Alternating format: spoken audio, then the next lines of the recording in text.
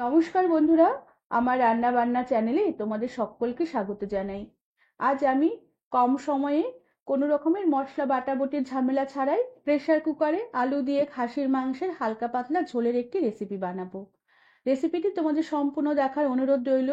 ভালো লাগলে একটি লাইক, শেয়ার আর সাবস্ক্রাইব করে দেবার অনুরোধ রইল। আর তার সাথে যারা আমার ফেসবুক পেজ থেকে দেখছো তাদেরও পেজটিকে ফলো করে ভিডিওটি লাইক শেয়ার করে দেবারও অনুরোধ রইল। এখানে আমি খাসির মাংস নিয়েছি, আর খাসির মাংস আমি বেশ ভালো করে বেছে ধুয়ে নিয়েছি। ধুয়ে জল ঝরিয়ে নিয়ে অল্প করে একটু নুন আর হলুদ গুঁড়ো আর সামান্য কাঁচা সর্ষের তেল মাখিয়ে আধ ঘন্টার মতো রেখে দিয়েছিলাম। এবার এই মাংসতে একটি বড় সাইজের পেঁয়াজ লম্বা করে কুচিয়ে দিয়ে দিলাম। সাথে দিয়ে দিলাম অল্প করে থেতো করা আদা, আর তার সাথে দিয়ে দিলাম আদার থেকে একটু বেশি থেতো করা রসুন। আদার পরিমাণটা কম দিতে হবে, আদা বেশি পরিমাণে দিলে মাংসের ঝোল তেতো লাগবে। আর রসুনের পরিমাণটা আদার থেকে একটু বেশি দিতে হবে।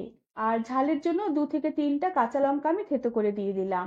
আমি এখানে কোনো মশলাই বাটিনি, সমস্ত মশলাই আমার থেতো করে দেওয়া আছে।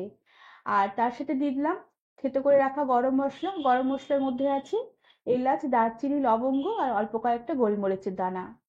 এবার কিছুটা দিয়ে দিলাম ধনের গুঁড়ো, তবে আমি এই মাংসতে জিরের গুঁড়ো দেবো না, বা জিরে বাটা বা জিরে ফোড়ন দেবো না। আর তার সাথে দিয়ে দিলাম ঝালের জন্য অল্প করে একটু কাশ্মীরি লঙ্কার গুঁড়ো আর অল্প করে একটু লাল লঙ্কার গুঁড়ো। লাল লঙ্কার গুঁড়োটা ঝালের জন্য, আর কাশ্মীরি লঙ্কার গুঁড়োটা ভালো একটু কালার আসবে। আর তার সাথে পরিমাণ মতো নুন দিলাম আর পরিমাণ মতো হলুদ গুঁড়ো দিলাম। নুন আর হলুদ গুঁড়ো আমি মাংস ম্যারিনেশনের সময় অল্প করে দিয়ে মাখিয়ে রেখেছিলাম, তাই নুনের পরিমাণটা একটু বুঝে দিতে হবে। আর তার সাথে আমি অল্প করে একটু কাঁচা সর্ষের তেল দিলাম।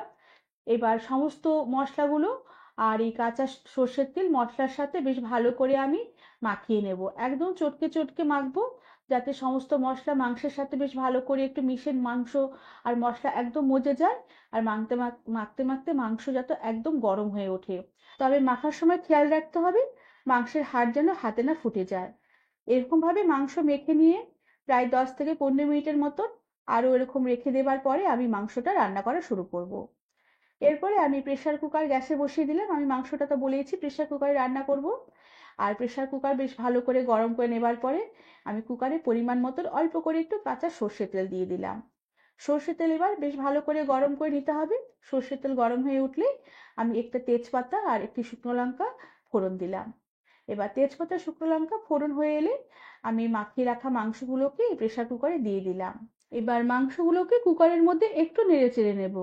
কিছুক্ষণ মাংসগুলোকে একটু নেড়ে চেড়ে নেবার পরে যেই পাত্রের মধ্যে আমি মাংস মশলা মাখিয়ে রেখেছিলাম সেই পাত্রটা ধুয়ে অল্প করে একটু জল দিয়ে দিলাম। সামান্য পরিমাণে একটু জল দিলাম। এবার বেশ ভালো করে একটু নেড়ে চেড়ে নেব।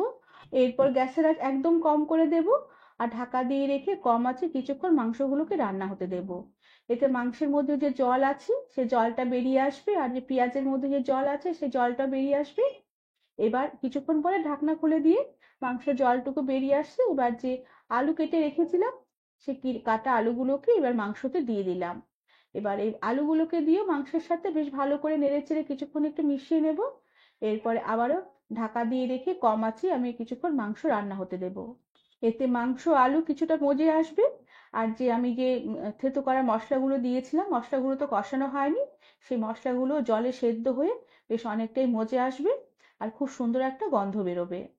আর এইভাবে মাংস রান্না করলে আলাদা করে মশলা কষাবার দরকার পড়বে না, একেবারে মেখে মাংস বসিয়ে দিলেই মাংস খুব সুন্দরভাবে রান্না হবে, আর তার খেতেও খুব ভালো লাগবে। আর এরপরে আমি মাংসতে পরিমাণ মতন জল দিয়ে দেব। আমি মাংসটা একটু ঝোল ঝোল রাখবো, তাই জলের পরিমাণটা একটু বেশি করেই দিলাম। এবার জল দিয়ে সবকিছু বেশ ভালো করে নেড়ে চেড়ে মিশিয়ে নিয়ে একটা গোটা কাঁচা লঙ্কা দিয়ে দিলাম। এই কাঁচা লঙ্কাটা সেদ্ধ হয়ে গেলে ভাতের পাতে ডলে খেতে খুবই ভালো লাগবে। এবার প্রেসার কুকারে ঢাকনা লাগিয়ে 3 থেকে 4টা সিটি দিয়ে দেবো ফুল আঁচে। এরপরে গ্যাসের আঁচ কম করে দিয়ে মিনিট 5 মতন দমে রেখে দেবার পরে গ্যাস একদম বন্ধ করে দেবো, আর কুকার একদম ঠান্ডা হয়ে যাওয়ার পরে কুকারের ঢাকনা খুলে নেব। আর কুকারের ঢাকনা খুলে নেবার পরে মাংসটাকে আরো একবার কিছুক্ষণ একটু ফুটিয়ে নিতে হবে, না হলে মাংসের ঝোলটা যেহেতু পাতলা পাতলা হয়েছে ঝোলটা একটু পাঁশা পাঁশা লাগতে পারে। এই সময় নুনের পরিমাণটা একটু চেক করে নিতে হবে, যদি নুন লাগে এই সময় নুনের পরিমাণটা একটু দিয়ে দেওয়া যেতে পারে। মাংস খুব সুন্দর সুসিদ্ধ হয়েছে, আলুগুলো একদম গলে গেছে। কোনো রকমের বাটাবটি মশলা ছাড়া শুধু থেতো করা মশলা দিয়েই এত লোভনীয় একটা মাংসের ঝোলের রেসিপি খুব সহজেই তোমরা বানিয়ে নিতে পারবে। এবার আমি গ্যাসের আঁচ বন্ধ করে দিলাম, আর উপর থেকে অল্প করে একটু শাহি গরম মশলার গুঁড়ো ছড়িয়ে দিলাম। এবার গরম মশলার গুঁড়ো বেশ ভালো করে নেড়েচেড়ে মাংসের সাথে মিশিয়ে নেব। আর এরপরে আমি কুকারটা কিছুক্ষণ ঢাকা দিয়ে রেখে দেব, যাতে গরম মশলার গন্ধটা মাংসের মধ্যে একটু অ্যাবজর্ব করে যায়। আর এরপরে আমি সরাসরি এই কুকার থেকেই গরম গরম পাতলা আলু দিয়ে মাংসের ঝোল আমি ভাতের পাতে সার্ভ করে দেব। বন্ধুরা, আমার আজকের এই কোনো রকমের মশলার বাটাবটি ছাড়া শুধুমাত্র থেতো করা মশলা দিয়ে মাংসের ঝোলের রেসিপিটি আশা করি তোমাদের ভালো লেগেছে। আর রেসিপিটি তোমাদের ভালো লাগলে একটি লাইক, শেয়ার আর সাবস্ক্রাইব করে দেবার অনুরোধ রইল। তার সাথে পাশে থাকা বেল আইকনটি প্রেস করে দেবে, যাতে আমার সব নতুন ভিডিও নোটিফিকেশন সবার আগে তোমাদের কাছে পৌঁছে যাবে।